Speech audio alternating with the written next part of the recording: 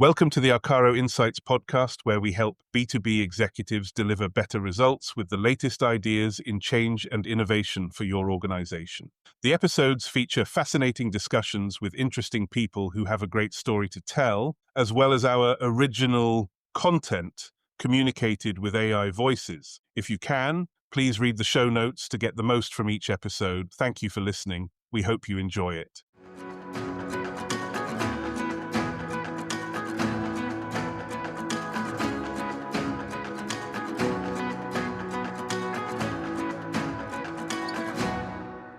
Welcome, you curious listener, to The Deep Dive. Our mission here is, well, it's pretty straightforward. We take a stack of really valuable sources, articles, cutting-edge research, kind of like the material we've got from Arkaro Insights today, and we pull out the most important bits, those nuggets of knowledge and insight. Think of it as your shortcut, a way to get truly well-informed, with maybe some surprising facts and hopefully enough interesting discussion to keep you listening. Okay, let's unpack this. For this deep dive, we're exploring some incredibly relevant stuff. It's material specifically designed to help B2B executives, like you, deliver better results. It's all about the latest ideas in change and innovation for your organization. And today's topic, it really hits right at the heart of a challenge I think many of us feel. It's often frustrating, this whole area of strategy implementation in today's, well, let's face it, dynamic business world. What I found really captivating in the material, and I think this will probably resonate deeply with you, our listener, is this core idea. So many organizations craft these brilliant strategies. Beautifully articulated, inspiring visions, maybe meticulous 5-year plans. But then they get stuck. They struggle, sometimes really profoundly, to see those big visionary strategies actually translate into daily action, into the way teams operate on the ground. It's a bit like building an incredible engine, but forgetting to connect it to the wheels, So we'll be diving deep into why this happens so often. It's a pervasive problem, and crucially, what we can actually do about it. Because the core issue, as we'll discover, seems to be that the traditional ways of planning, they're failing us, especially now. But don't worry, we're not just here to talk about the problem. We'll also explore a really powerful adaptive solution. It's about a fundamental shift towards something called rules-based strategy and, importantly, truly collaborative capability-building implementation. Indeed. And to really get a handle on how urgent this is, we need to look at the scale of what the source material actually calls a profound strategy implementation crisis. And this is impacting organizations globally. It's not just, a feeling someone has or frustration in one department. It's a systemic thing. And it's backed by some pretty revealing statistics that really paint a picture of this huge disconnect between the grand strategy and what happens day to day. Just consider this one. The Harvard Business Review found that a staggering 95%, 95 of employees don't understand their company's strategy. 95%. That's Well, wow. Right. Think about that for a second. Nearly everyone from the front lines right up to middle management is essentially flying blind when it comes to the big picture. They can't clearly say how their daily work connects to the company's long-term vision. That's not just inefficient. It's got to be profoundly disorienting for people. Absolutely. You feel like a cog, maybe? Exactly. And it doesn't get much better higher up either. The MIT Sloan Management Review reported that only 28% of executives can actually list 3 of their company's top priorities. Only 28% of executives. Yes. So if the leadership themselves struggle to articulate the most critical strategic things, how can anyone else be expected to understand it, let alone implement it effectively? And then there's research from William Scheiman back in 2012, but still very relevant, showing only 14% of organizations reported their employees actually understood the company's strategy and direction. 14%. These numbers, they paint a clear and frankly quite alarming picture of just how widespread the strategic disconnect really is. And these stats really highlight what we call the disconnect or the implementation gap. It's a crucial distinction here. The problem isn't necessarily, poor analysis or lack of intelligence. It's not usually a shortage of effort in crafting the strategy document itself. Right. Companies spend a lot on that part. They do. They invest heavily in top-tier consultants, countless executive hours, developing what they believe are robust strategies. The real issue, it lies in that missing layer. The layer that translates the high-level corporate vision, that aspirational, what the organization wants to achieve, into actionable, daily guidance for teams and individuals. You see, traditional corporate strategy is often excellent at defining the destination, the big goals, the aspirational targets, but it frequently falls profoundly short on providing the crucial how. The how. Yes. How should this specific team contribute? How should I make this decision today to align with that grand vision? Without that how, even the most brilliant strategy just stays as, well, a beautiful document, a glossy PowerPoint, not a living, breathing guide for action. And this fundamental gap, that's precisely why the traditional approaches are proving so insufficient in today's fast-moving business landscape. It's like having a map versus having a GPS with turn-by-turn directions that adjusts to real-time traffic. You need the real-time guidance. That really frames the challenge well. So if we're saying traditional approaches are failing now, we probably need to step back a bit, understand what those approaches actually were, and maybe why they used to work or seem to. In the past, business strategy was often, as the source puts it, deeply rooted in a mechanistic worldview. This was heavily influenced by things like the Industrial Revolution, thinkers like Frederick Taylor, scientific management. The idea was that organizations operated like these finely tuned machines, predictable inputs, predictable output. Clockwork almost. Exactly, clockwork. Yeah. This gave rise to what's widely known as the Plan, Command, Control, Utilize, or PCCU model. And under this PCCU framework, the basic assumptions were pretty straightforward. Organizations function like that clockwork, cause and effect, predictable, discoverable through careful analysis, largely stable. So the belief was, if you just had detailed long-term plans and specific measurable goals, that was enough guidance. Right, plan it all out in advance. Precisely. Expert knowledge, established procedures, they could solve most problems. And central planning would deliver consistent, efficient results. It was all about maximizing efficiency, ensuring predictability, maintaining that top-down control.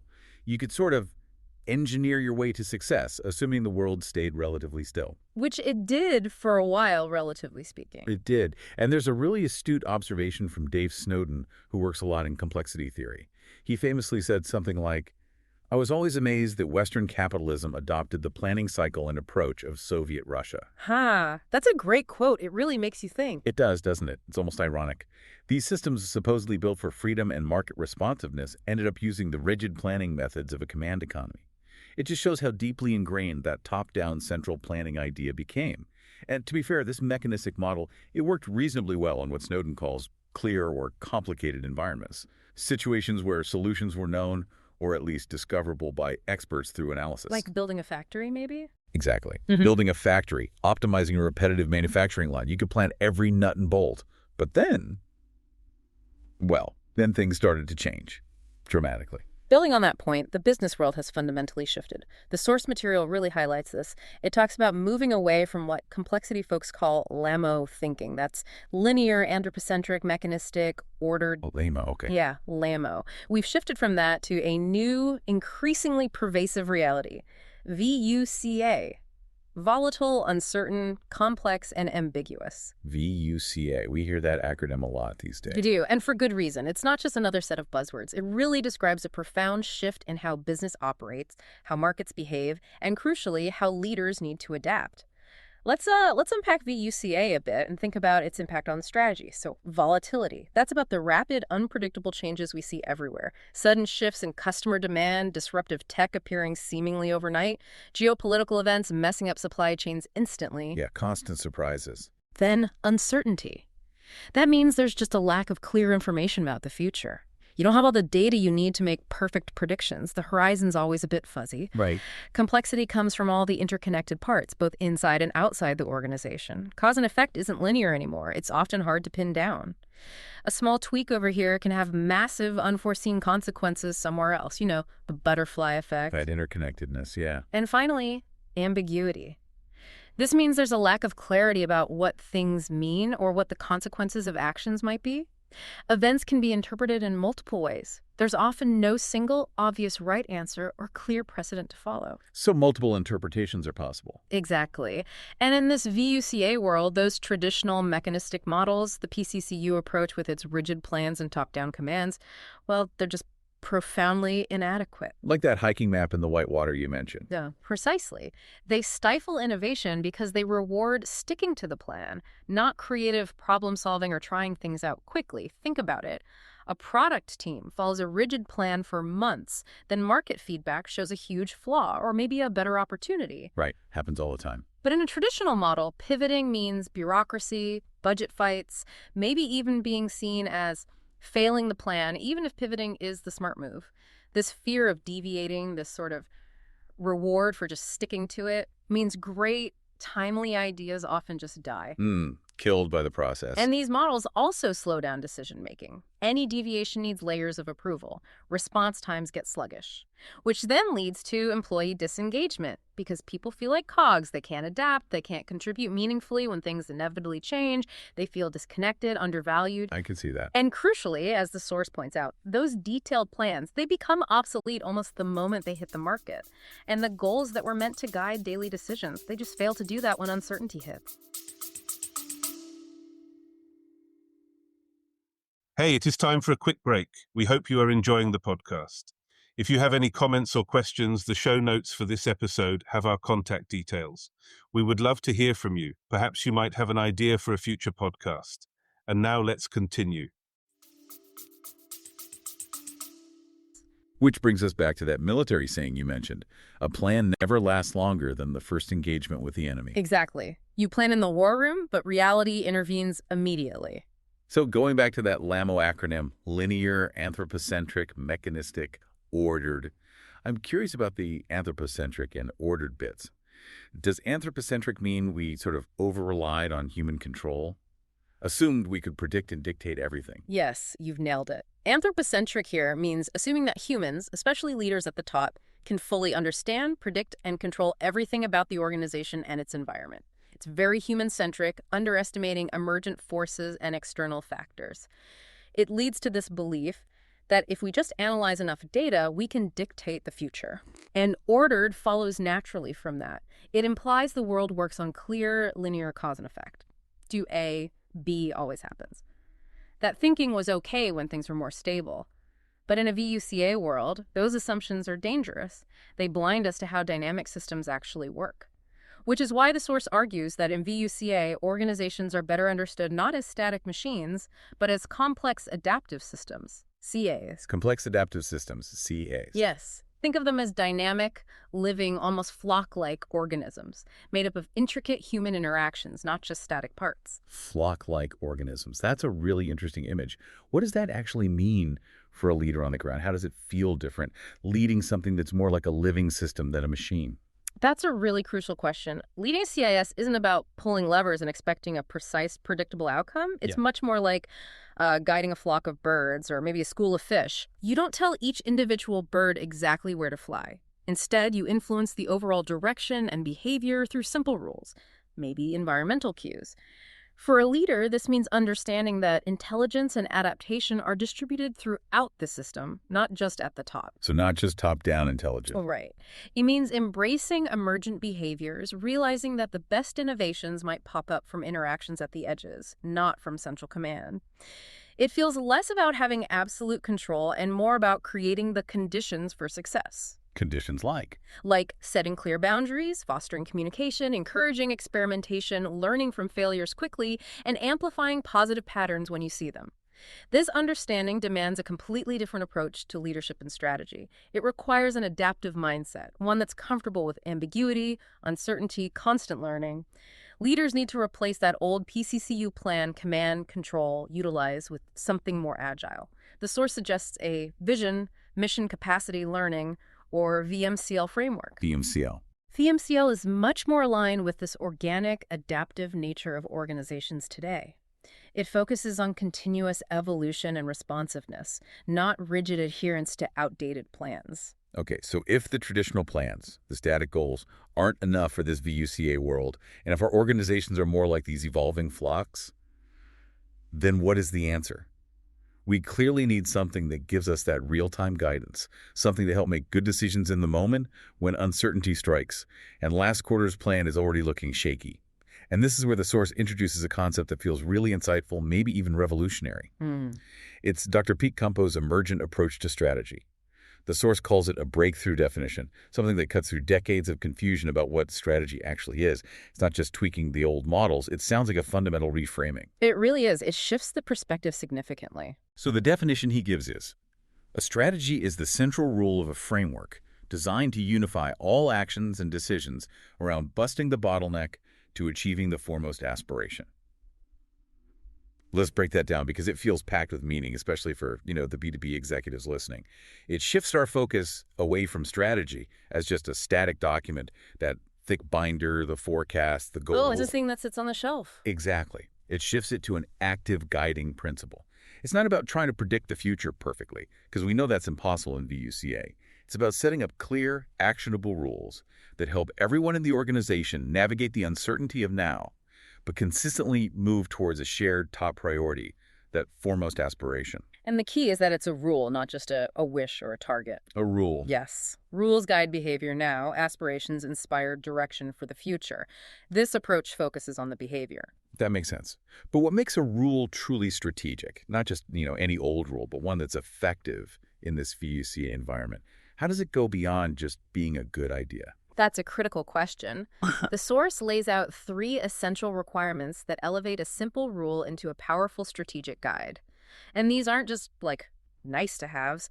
They're crucial for enabling real adaptation, keeping everyone aligned, and making sure the strategy actually gets implemented. Okay, what are they? First, the rule must allow for free choice. This means the rule has to be about something leaders and teams can actually freely impose and directly control right now. It can't be about future outcomes or goals that depend on a million uncontrollable things, market shifts, competitors, global events. Okay, so focus on what you can control. Exactly. Think about driving. You can choose to follow a traffic rule, like sticking to the speed limit. You can impose that on yourself. But you can't guarantee you'll arrive at your destination at exactly 2 p.m. because traffic, accidents, weather, those are external factors. Right, out of your control. So a strategic rule focuses on the choices and actions within the organization's immediate influence. It empowers people by giving them something concrete they can direct. Rather than setting them up for frustration with targets they can't actually guarantee, it's about owning your controllable inputs. Okay, free choice. What's second? Second, strategy must provide real-time guidance. This is absolutely vital for those daily decisions on the ground. People shouldn't have to wait for the quarterly report or the end-of-year review to know if they were strategically aligned. They need to know now. Precisely, in the moment. They need to know whether the action they're about to take or the decision they're making fits the strategy. It's about asking, is this decision aligned with our strategic rule right now? This is totally different from typical KPIs or quarterly goals. Those are useful, sure, but they're backward-looking. They measure results after the fact. They don't help you make the choice before the results come in. Ah, okay. So the rule guides the doing, not just measures the done. Exactly. A true strategic rule gives immediate, actionable direction. It lets teams adapt quickly and confidently without constantly needing top-down approval or worrying if they're going off track. Imagine a sales team with a clear rule about which leads meet the strategic criteria. They know instantly if a prospect fits without waiting months for conversion data. That clarity must be empowering. It is. And third, the rule must facilitate unification. This means the rule has to unify all decisions and actions across the whole system, every department, every team, every person, towards a common critical objective. It channels everyone's efforts towards what the source calls busting the bottleneck. Busting the bottleneck, Okay. like in theory of constraints. Very much related, yes. It's about identifying and relentlessly addressing the dominant impediment, the single biggest constraint that's holding the organization back from achieving its most important aspiration. For a marketing team, maybe that bottleneck is lead quality, so their rule focuses on stricter qualification. For engineering, it might be a dependency slowing things down, so their rule is about cross-functional collaboration on that specific issue. The point is, it's the single most impactful constraint right now. Focusing effort where it matters most. Exactly. By focusing everyone on that critical bottleneck, the strategic rule ensures all efforts pull in the same direction. It maximizes impact and stops people from working on fragmented, less important initiatives. These 3 things together, free choice, real-time guidance, and unification, create clear guardrails. They let teams respond quickly and flexibly to change, but maintain strategic coherence and focus. It's about being agile without, running in circles. That's incredibly powerful. Strategy as a real-time decision filter, not just a document. Okay, it sounds great in theory, but for many executives listening, the big question is probably, how do we actually do this? How do you shift from those old entrenched ways of thinking and operating to this adaptive, rules-based approach? And that's where Arkaro's collaborative methodology seems to come in. The source presents it as a practical way to facilitate this, to really embed this kind of strategic thinking. Not just talk about it, but actually do it. Right, making it practical. Yeah. Arkaro's methodology seems to have 4 key steps, kind of a life cycle. First, they help you understand. Assess your current situation, your organizational culture. You can't rebuild without knowing the foundation, the pain points, the cultural stuff you're dealing with, right? Crucial first step. Absolutely. Then second, they move into co-create. This is where they actively work with your teams, using collaborative tools like something called the strategy triad to develop these emergent strategy frameworks together. So it's not an external team just handing you a plan. It's built from within. Yep. Ownership. Exactly. Building it together, getting that ownership from day one. Third, they enable your teams. This involves hands-on coaching, providing that real-time guidance we were just talking about, empowering your people to actually use these new strategic rules in their daily work, making them part of how decisions get made. Making it stick. Making it stick. And finally, the 4th step is sustain.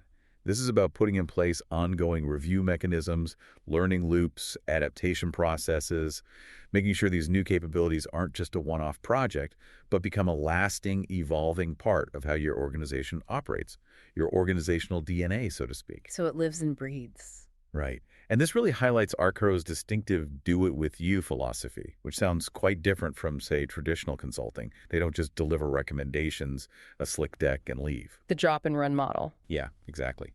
Arkaro commits to working alongside your teams, shoulder to shoulder. Their goal is explicitly to build lasting capabilities inside your organization, fostering internal expertise, not creating dependency. The source puts it nicely. We don't just coach, we get on the pitch with you. I like that analogy. Me too. It suggests a real hands-on partnership to drive genuine, embedded, sustainable change, tuning your teams into strategic players, not just spectators. And what's particularly insightful, connecting back to that implementation gap, is how this collaborative approach, combined with the rules-based strategy, specifically addresses that critical translation gap we talked about earlier. It does this through something called nested strategy frameworks. Nested frameworks. Okay, tell me more about that. The concept is actually quite elegant and very effective for complex organizations. Basically, different levels or parts of an organization naturally face different bottlenecks and constraints. They have different strategic problems to solve. You know, a CEO's biggest bottleneck might be entering a new global market. A product manager's bottleneck might be a specific feature's adoption rate. A regional sales leader might be battling customer churn in their territory. Right. Different scales, different problems. Exactly. So the overall corporate strategy needs to be translated into relevant, actionable rules for each distinct level or function. This ensures that the strategy at every level is meaningful, relevant, and actually executable by the people doing the work there. So it's not one size fits all. Definitely not. Let me give you some concrete examples from the source to show this nesting in action. For instance, you might have product management teams. They could create portfolio strategies with clear rules around segment prioritization, maybe rules about resource allocation. These rules guide their specific decisions, which products to focus on, which customers, how to spend their limited development budget to bust their particular bottlenecks. Okay, specific to product management's world. Right. Then think about regional sales teams. They'd develop market-specific strategies. These would align with the big corporate goals, of course, but critically, they'd adapt to local conditions, local customer needs, local competitors. Their rules might guide lead qualification differently or dictate specific tactics for different customer tiers in their region or how to counter a local competitor's move. Tailored to the region. Makes sense. Then maybe R&D organizations. They'd establish innovation strategies, maybe with specific focus areas defined by rules, or decision criteria for selecting which projects get funding. These rules guide where they invest their research efforts to overcome their unique technical bottlenecks or pursue specific opportunities. Guiding innovation investment. And supply chain functions. They could develop operational strategies with rules designed to balance tricky trade-offs like cost efficiency versus market responsiveness, ensuring their daily operations serve the overall strategy while navigating all the complexities of the supply chain. Each of these frameworks, at its own level, connects upwards to the corporate objectives. But importantly, it also addresses its own specific context and its own local bottlenecks. So you get alignment and local adaptation. Precisely. The outcome is really powerful for B2B companies. You get coherence across the whole organization, but without imposing those rigid, uniform mandates that often kill local initiative and adaptation. Instead, it fosters what the source calls adaptation and freedom. Teams get clear guardrails, those strategic rules, which empower them to respond quickly, autonomously to changing conditions in their area, but while staying aligned with the overall direction. It allows for distributed intelligence, rapid iteration. You see results from this. Absolutely. The source indicates organizations implementing this consistently report measurable improvements. Things like better cross-functional alignment, faster decision-making because teams have clarity, greater organizational adaptability overall, and this ultimately leads to better strategy execution and, importantly, higher employee engagement because people feel empowered and see how they contribute. This really clarifies how strategy can become, a living part of daily work, not just an annual ritual. Okay, so for you, the business leader listening, recognizing this implementation gap is probably the first step. But it's often that what next that feels a bit daunting. The good news is the source offers 3 really concrete, actionable steps you can take right now to begin implementing a rules-based strategy in your own organization. You don't have to boil the ocean overnight. You can start small, build some momentum. Start somewhere manageable. Exactly. First, assess your strategy's decision-guiding power. This is like a diagnostic, a stress test for your current strategy. Get a diverse, cross-functional team together, maybe 5-7 people from different areas. Ask each person individually to write down maybe 3 specific significant decisions they've made recently in their job. Then, and this is the key part, ask them to describe how the current organizational strategy actually informed those choices. The how again. Yes. Did it give clear direction? Was it too vague? Did they even think about it? You might be really surprised by the answers. If people struggle to connect their daily decisions directly to the strategy doc, or if the answers are all over the place, bam, you've just pinpointed your implementation gap. Makes the gap visible. It does. It moves strategy from being abstract to being a tangible tool, or maybe reveals its lack of real-world use. Okay, second, identify a high-impact pilot area.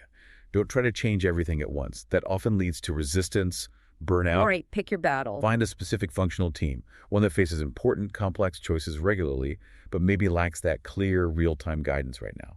The ideal team for a pilot. They should be reasonably receptive to new ideas, open to experimenting, willing to collaborate.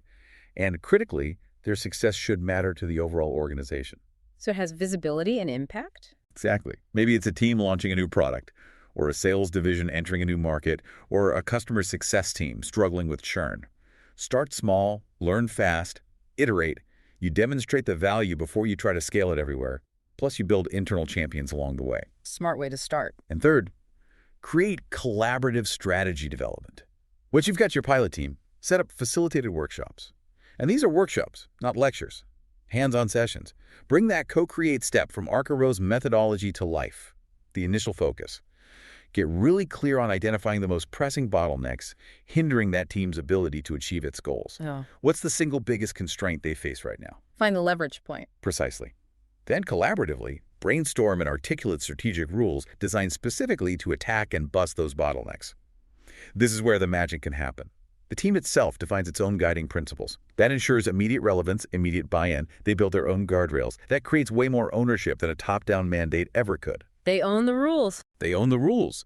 These 3 steps are practical, tangible starting points to shift from just having aspirational plans to having actionable adaptive strategy. And building on those practical steps, it's also really helpful to understand how rules-based strategy connects with and is enhanced by other important concepts for making implementation robust and sustainable. The source material points to several areas worth exploring further, giving a more holistic view. Okay, like what? Well, one key area is integrated business planning, or IBP. This isn't just, another planning acronym. It's a powerful process that explicitly transforms high-level strategy into those actionable decision rules we've been talking about. And crucially, it creates what the source calls one set of numbers across all the business functions. One set of numbers, meaning? Meaning your sales forecast, your production plan, your R&D pipeline investments, your marketing spend, your financial projections, they are all derived from and aligned with a single agreed-upon strategic view of demand, supply, capacity, and financial implications. True integration. Exactly. The power of IBP is how it hardwires strategy into daily and weekly operations. It becomes a core, consensus-driven managing process. It really succeeds in driving strategy execution, where traditional S&OP, sales, and operations planning often fall short. It closes that loop by ensuring strategic choices directly impact operational plans and resource allocation. So it connects strategy to operations tightly. Very tightly. And the source also wisely mentions the importance of distinguishing planning versus execution.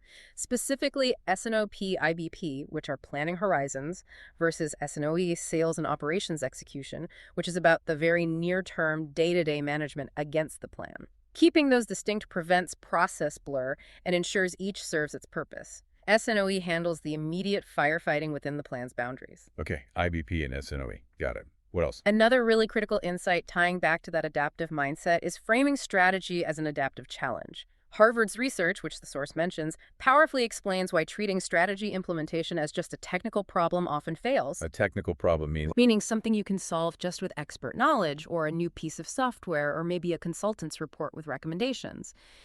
If it were that easy, that 95% statistic wouldn't exist. Good point. True strategy implementation is fundamentally an adaptive challenge. It requires cultural transformation. It requires shifting mindsets, building new capabilities within the organization. It's not just applying a prepackaged solution. It's about changing behaviors, beliefs, how people work together. It's harder, yes, but that's where the real lasting advantage comes from. So it's about people and culture, not just process. Deeply about people and culture.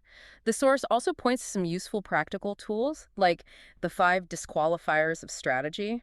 These sound really handy. They're basically tests to see if something you're calling a strategy actually provides clear decision-making guidance, or if it's just, a list of wishes, vague plans, or generic statements. A reality check for your strategy statement. Exactly. Think of it as a quick litmus test. For example, one disqualifier is if your strategy could apply to basically any company in your industry.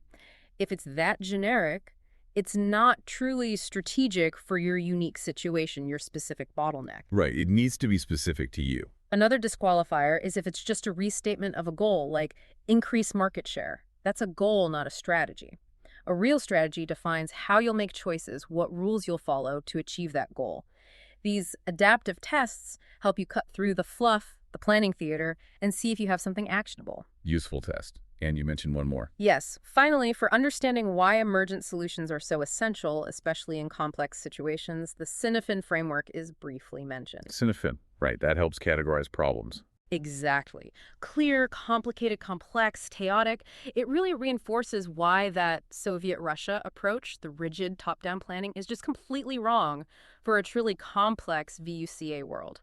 In complex domains, you can't predict the outcome. You have to probe, sense, respond. You allow solutions to emerge. The framework gives you a lens to understand why adaptive, rules-based strategies aren't just a nice idea, but an absolute necessity for navigating complexity. All these concepts, IBP, adaptive challenge thinking, the disqualifiers, Sinofin, they all work together to enhance an organization's ability to not just formulate strategy, but to actually implement it effectively and make it a real competitive weapon. This deep dive has really made it crystal clear, hasn't it? That shift from the old lemmo-linear, anthropocentric, mechanistic, ordered thinking to our current VUCA reality. It demands a fundamental rethink. It's not just about tweaking things. It's a whole paradigm shift in how organizations need to approach strategy. From creation to articulation to actual implementation. A whole new game, really. It feels like it. And we've learned the solution isn't just more detailed planning or setting even more ambitious goals that, let's be honest, often become obsolete the minute they hit the real world. Instead, it's about developing these rules-based strategy frameworks. Frameworks that provide that crucial real-time guidance and, importantly, enable adaptation throughout the entire organization. It's about creating a living, breathing set of principles that empower your teams to make effective, aligned decisions even when things are constantly changing, rather than being frozen by uncertainty. Turning uncertainty into an opportunity, perhaps. Exactly.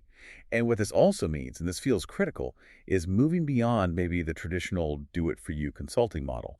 While expert input is valuable, true, lasting change, that real competitive edge seems to come from a more collaborative, do-it-with-you approach. Building capability internally. Building the muscle within the organization. Building the muscle, that's a great way to put it. Fostering that strategic thinking capability, a culture of ownership, continuous improvement, rather than becoming dependent on outsiders long term. So what does this all mean for you, the B2B executive listening?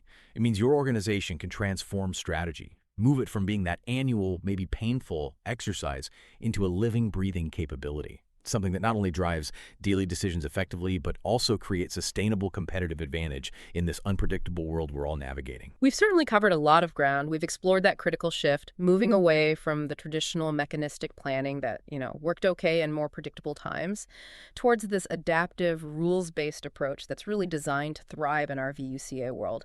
I think the key takeaway, really, for any leader wanting to drive actual results is this. By adopting clear, actionable decision rules, and by embracing a genuinely collaborative methodology to embed them, organizations can finally bridge that frustrating strategy implementation gap.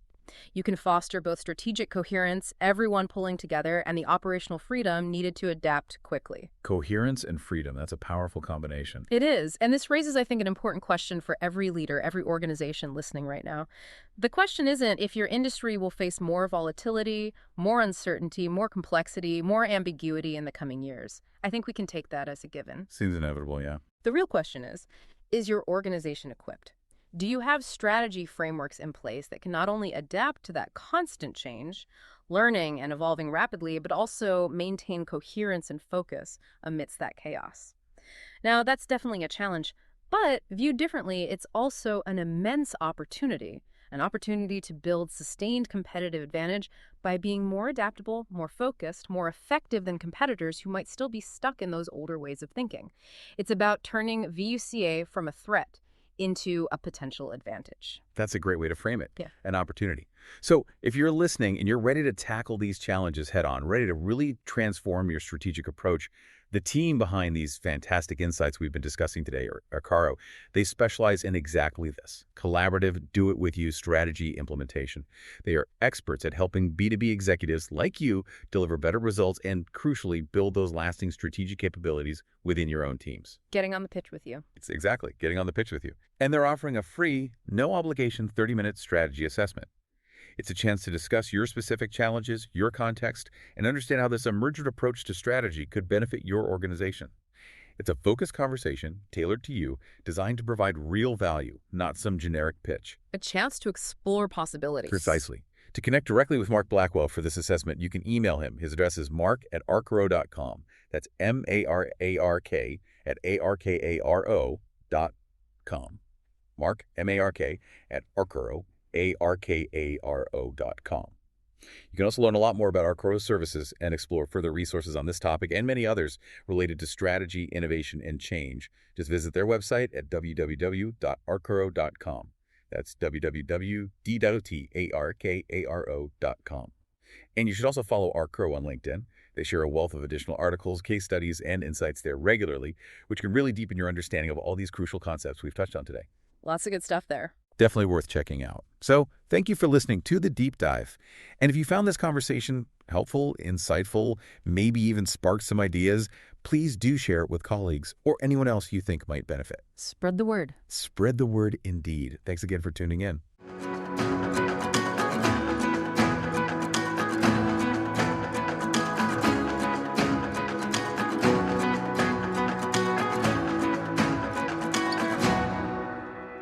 Thank you for listening to the Arkaro Insights podcast. We hope you enjoyed it as much as we enjoyed producing it for you. If you have not done so already, please do subscribe with your favorite podcast provider.